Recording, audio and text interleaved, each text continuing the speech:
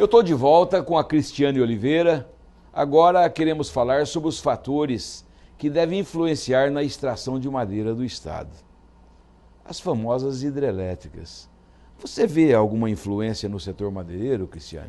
Totalmente positiva, Cláudio, né? O setor hoje entende que, como sempre, historicamente, no setor hoje que nós detemos a história, sempre tivemos o problema de logística.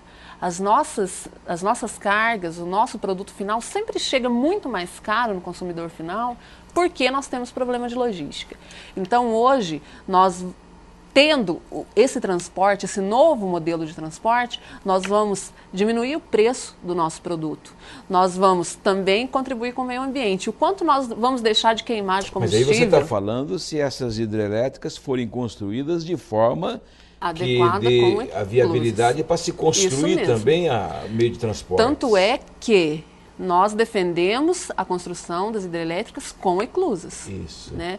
Para nós é interessante por quê? Por conta da nossa logística. E nós entendemos que a partir do momento que nós conseguimos diminuir o nosso preço, geramos mais emprego, não é verdade?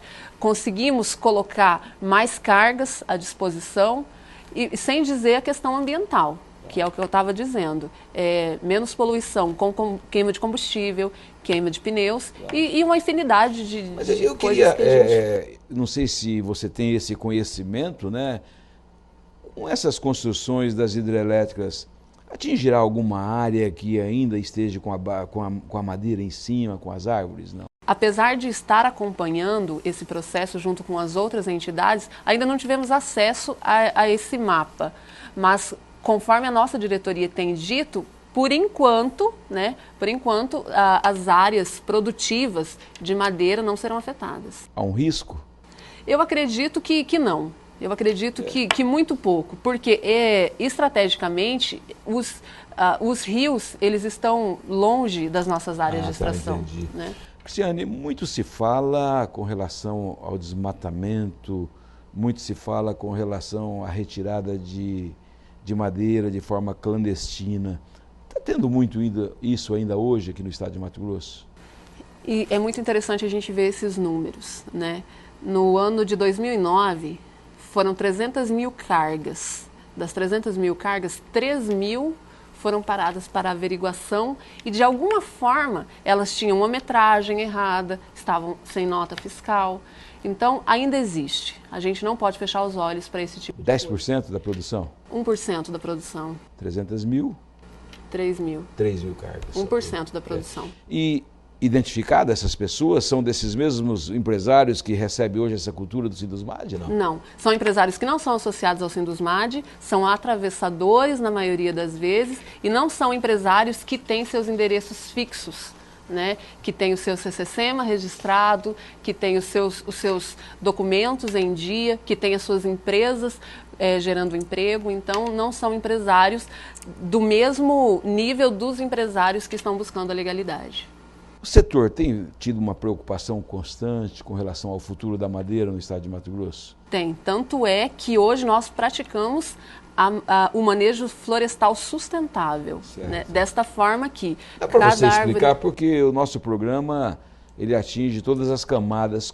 Como é que funciona isso na prática? O manejo florestal sustentável, você vai até uma área de florestas, você adquire uma área de florestas e você, dentro de uma área, você determina quais árvores podem ser colhidas sustentavelmente.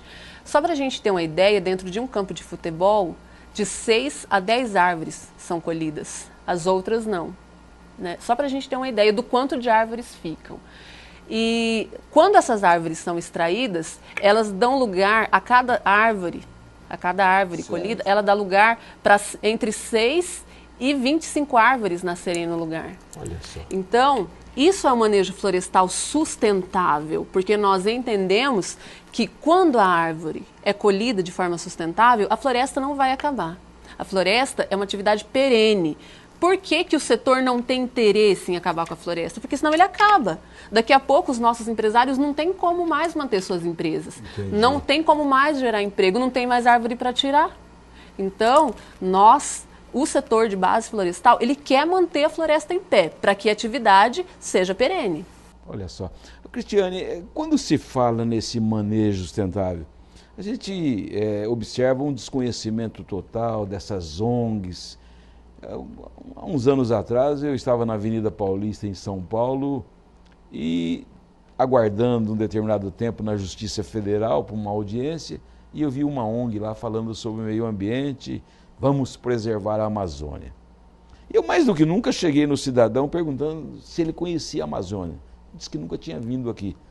E eu disse a ele, como é que você consegue então defender a sua teoria aqui na Avenida Paulista em São Paulo?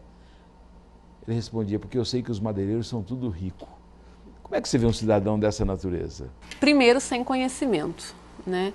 E quando se fala em defender a Amazônia, ninguém mais defende a Amazônia do que o setor de base florestal. Porque se a pessoa que está protestando em defesa da Amazônia, antes de mais nada, ela tem que saber que alguém quer manter a floresta em pé. E se ela acha que o madeireiro é totalmente corrupto, então ele quer continuar ganhando dinheiro. E a única forma dele continuar ganhando dinheiro é com a floresta em pé. Claro. Cristiane, nossa entrevista realmente encerra aqui. Eu lamento porque um papo muito interessante, gostoso de se falar. Mato Grosso hoje, na realidade, teve uma oportunidade de falar com uma pessoa que conhece do setor e trouxe, de certa forma, neste sábado à noite, um conhecimento a mais. Eu quero aqui agradecer você que deixou todos os seus afazeres para poder conceder essa entrevista para o SBT de Mato Grosso, do Grupo Roberto Dorn de Comunicação, e dizer que Mato Grosso ganhou muito na noite de hoje. Eu é que agradeço pela oportunidade, como eu disse no início do programa.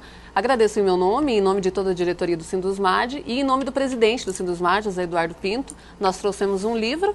Opa. Nós esperamos que aprecie esta obra. Muito obrigado. Você pode ter a certeza que adoro. E principalmente quando a gente vê uma obra dessa natureza, que a gente imagina que conhece um pouco da história e não conhece nada. Pode ter convicção que faremos a leitura, viu? Muito obrigado. Eu que agradeço mais uma vez. Muito obrigada. Eu quero convidar você para que no próximo sábado estejamos neste mesmo horário, neste mesmo canal, para que possamos tratar mais uma vez de um assunto do interesse da sociedade de Mato Grosso. Que Deus ilumine todos os lares de Mato Grosso e até lá. Cristiane, muito obrigado pela entrevista. Eu agradeço. Boa noite.